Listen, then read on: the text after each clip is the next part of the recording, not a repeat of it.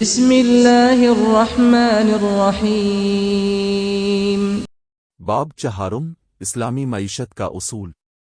سوال 116، اسلامی تجارت کی بنیاد کیا ہے؟ جواب: اسلامی تجارت 3 اصولوں پر ہے۔ 1 سچائی اور دیانت، 2 حلال اشیاء کی خرید و فروخت، 3 ظلم اور دھوکہ سے بچنا۔ سوال 117، کیا مسلمان کے لیے ضروری ہے کہ وہ تجارت میں نفع کم کرے؟ جواب: نہیں، جائز طریقے سے زیادہ نفع بھی لے سکتا ہے، لیکن ظلم اور ناجائز حد تک قیمت بڑھانا حرام ہے۔ سوال 118، اسلامی معیشت میں دولت کا مقصد کیا ہے؟ جواب: دولت عبادت اور فلاح انسانیت کا ذریعہ ہے، عیش و عشرت ظلم کا نہیں۔ سوال 119، کیا اسلام سرمایہ داری یا سوشلسٹ نظام کو مانتا ہے؟ جواب: اسلام نہ سرمایہ داری کو مانتا ہے نہ سوشلسٹ کو۔ اسلام کا اپنا عادلانہ نظام ہے جو زکوٰۃ، صدقہ اور تجارت پر قائم ہے۔ سوال 120، اگر کسی کو شک ہو کہ اس کی کمائی حلال ہے یا حرام تو کیا کرے؟ جواب: حدیث میں ہے، حلال واضح ہے، حرام واضح ہے، اور ان کے درمیان کچھ شبہات ہیں۔ جو شبہات سے بچا اس نے اپنے دین اور عزت کو محفوظ کیا۔ بخاری۔ حصہ ہفتم، حلال و حرام اور روزمرہ زندگی۔ باب اول، علاج اور دوائیوں کے مسائل۔ سوال 121، کیا حرام چیزوں سے علاج کرنا جائز ہے؟ جواب: نبی نے فرمایا، اللہ نے بیماری بھی اتاری ہے اور اس کا علاج بھی اتارا ہے، مگر حرام چیزوں میں شفا نہیں رکھی۔ ابو داؤد۔ لہذا حرام چیزوں سے علاج جائز نہیں۔ سوال 122، کیا شراب دوائی کے طور پر استعمال کی جا سکتی ہے؟ جواب: نہیں، حدیث میں ہے، شراب دوا نہیں بلکہ بیماری ہے۔ مسلم۔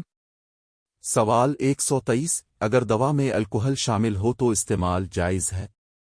جواب: اگر الکحل اتنی کم ہو کہ اس سے نشہ نہ ہو اور اس کے بغیر دوا نہ بن سکے تو بعض علماء اجازت دیتے ہیں، لیکن نشہ آور مقدار میں استعمال حرام ہے۔ سوال 124، کیا جانور کی حرام چربی دوائی میں استعمال ہو سکتی ہے؟ جواب: نہیں، کیونکہ حرام چیز کو دوا کے طور پر استعمال کرنا جائز نہیں۔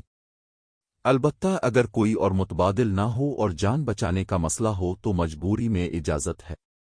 سوال 125، کیا انسانی اعضا کی پیوندکاری ٹرانسپلانٹ جائز ہے؟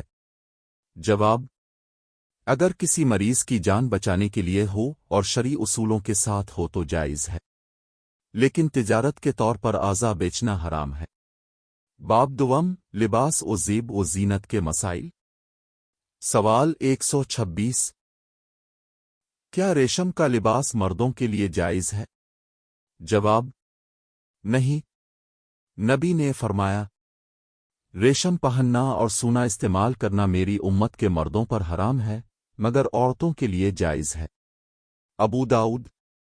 سوال 127، کیا سونے کی انگوٹھی مرد پہن سکتا ہے؟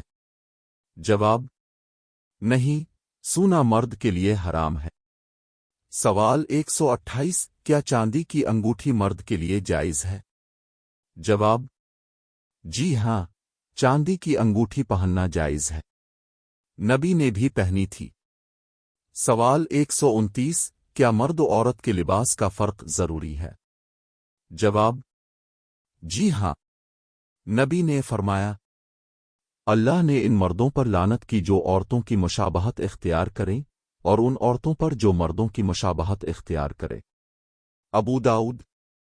سوال 130، کیا بال رنگنا جائز ہے؟ جواب: کالا رنگنا ناجائز ہے، لیکن مہندی یا دیگر قدرتی رنگوں سے رنگنا جائز ہے۔ سوال 131، کیا عورت کے لیے میک اپ کرنا جائز ہے؟ جواب: شوہر کے لیے جائز ہے، لیکن غیر محرم کے سامنے زینت ظاہر کرنا حرام ہے۔ سوال 132، کیا مرد کان میں بالی پہن سکتا ہے؟